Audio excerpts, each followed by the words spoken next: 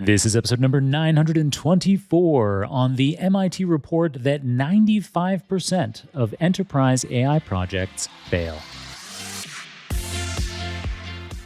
Welcome back to the Super Data Science Podcast. I'm your host, Jon Krohn. A new report from an MIT lab called NANDA, Networked AI Agents in Decentralized Architecture, NANDA, really catchy.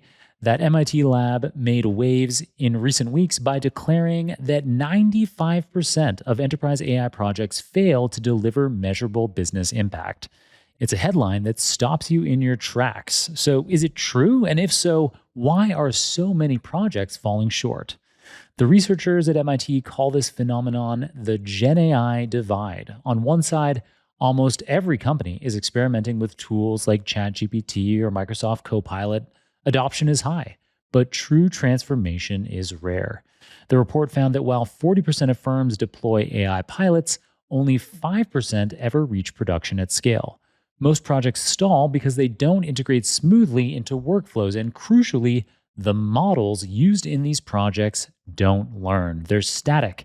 They can't retain context, adapt to feedback, or evolve with the business. Meanwhile, on the other hand, employees aren't waiting for official tools to be allocated to them.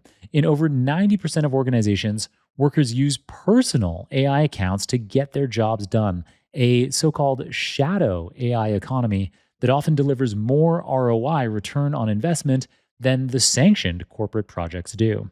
You might be familiar with this yourself in your own work. And it shows that there is hunger for AI, but companies aren't yet delivering solutions that fit how people actually work. Now, the 95% enterprise AI project failure rate has critics. For example, analysts at a tech research firm called Futuriom, I've got a link to their rebuttal in the show notes. They argue that the number is inflated, that the 95% figure is inflated, and they point out that the report comes from an MIT lab with ties to vendors pushing agentic AI. Still, even if the true figure is lower, the big picture holds. Most enterprise AI projects today aren't creating real impact. So assuming that that 95% figure is correct, what about the 5% that do succeed, or the small number of projects that succeed, regardless of what the exact number is? Well, these projects share a common playbook that I'm delighted to be able to share with you. The 5% of AI projects that succeed involve models that learn, that have tight integration into workflows, and are agentic systems. Systems that remember, adapt, and act within specified constraints. Instead of a demo bot that forgets yesterday's feedback, the tools in the 5% of projects that are successful improve with use and embed into daily processes. Winning teams also start small, prove value on a narrow but critical task, and then scale from there. The takeaway? AI isn't failing us. We're failing to deploy it right.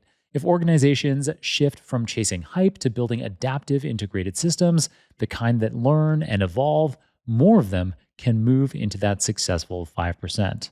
And if you don't know where to start on building a successful AI project, you can, of course, chat with your favorite conversational AI interface, be it ChatGPT, Claude, or Gemini, or whatever you use. To give it the context on the kinds of solutions you're looking for, you could include the full MIT NANDA report in your chat. I've got that report for you in the show notes. And of course, if you want support from human experts on how to prioritize, develop, and/or deploy AI solutions successfully, there are consulting firms out there that can help you.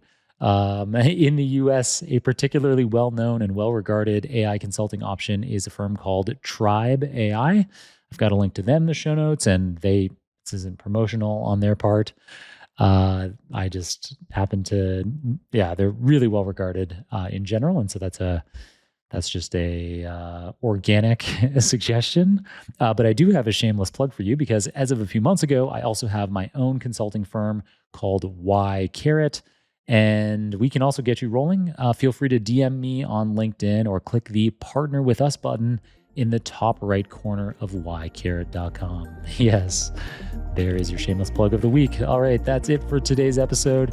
I'm Jon Krohn, and you've been listening to the Super Data Science Podcast. If you enjoyed today's episode or know someone who might, consider sharing this episode with them. Leave a review of the show on your favorite podcasting platform. Tag me in a LinkedIn post with your thoughts. And if you aren't already, obviously subscribe to the show. The most important thing, however, is I just hope you'll keep on listening. Until next time, keep on rocking it out there, and I'm looking forward to enjoying another round of the Super Data Science Podcast with you very soon.